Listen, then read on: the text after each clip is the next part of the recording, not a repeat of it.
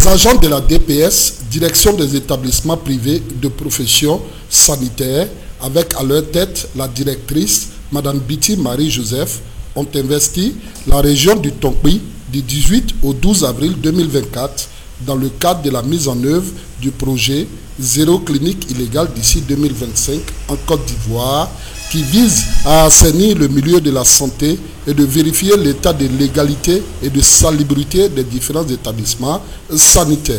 Après avoir parcouru les départements de Danané, Ma, Biankouma et Zouaouien, les équipes de la DPS ont su 150 cliniques privées contrôlées, 10 ont été déclarées autorisées, soit 7%, 140 non autorisées, soit 93%, 123 immédiatement fermées, soit 82%, 17 mises en demeure, soit 11%, et 6 félicitées.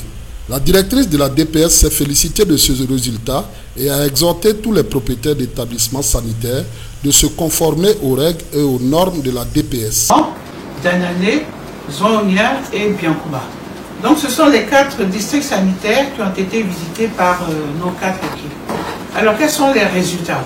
Les résultats est que au départ, nous avions, avec la consolidation des données, 77 établissements à visiter, mais nous avons pu voir que nous avons visité 150. 150 établissements ont été contrôlés, soit un taux de performance de plus de 100%, voire même de 192% en matière de contrôle. Ce qui a permis donc de découvrir des établissements qui n'étaient pas répertoriés, qui étaient cachés dans des zones et que nous avons donc démantelés, je peux dire, en tant que réseau. Sur les 150 qui ont été visités, nous avons eu 10 établissements autorisés.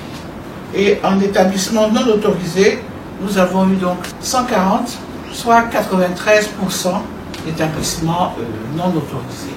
Alors dans ces établissements non autorisés, notre attitude a été une attitude de fermeture immédiate. Nous avons fermé immédiatement 123 établissements, ce qui fait un taux de 82% sur les 140.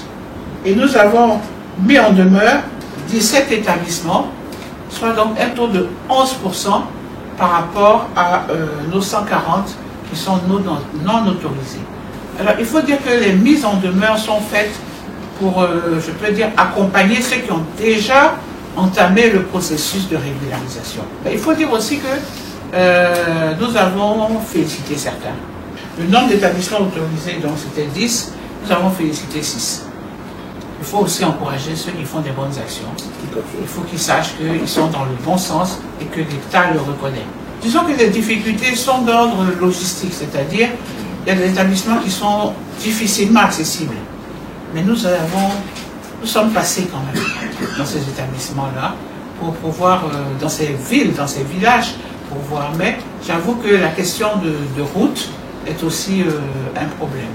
Bon, en dehors de ça, tout s'est bien déroulé, je peux dire ça comme ça, parce que l'approche, la méthodologie que nous avons adoptée, c'est une méthodologie d'abord de sensibilisation.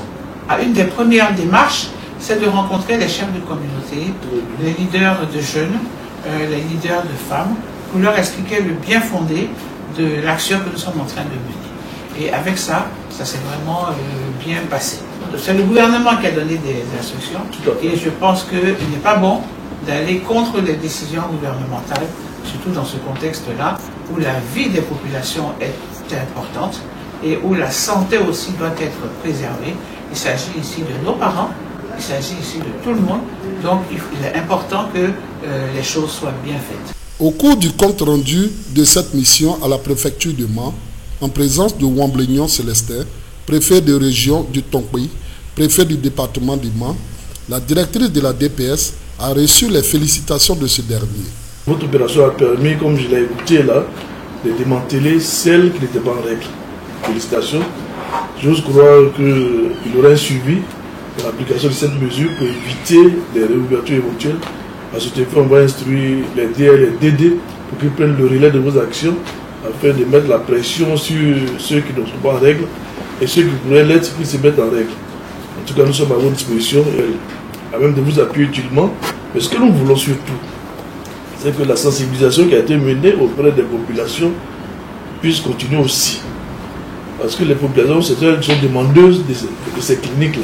Si on agit sur cette cible-là, naturellement, la source est asséchée, les cliniques ne vont plus prospérer. En tout cas, bravo et félicitations, et que Dieu vous grâce.